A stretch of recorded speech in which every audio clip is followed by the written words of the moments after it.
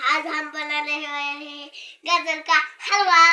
मी गुळ घेतला आहे आणि ही वेलदोडा घेतला आहे आणि मी ही गाजर लाल लाल चांगलं घेतला आहे 4-5। चल आम्ही आता घिसाडी बघा। हाय गाइस, आपण मगाशी काय केलं, गाजर किसून टाकलं। तर आता आपण तूप टाकलं कढईमध्ये। आता आपण गाजर टाकायचं कढईमध्ये, गूळ टाकायचं कढईमध्ये। चला टाकूया।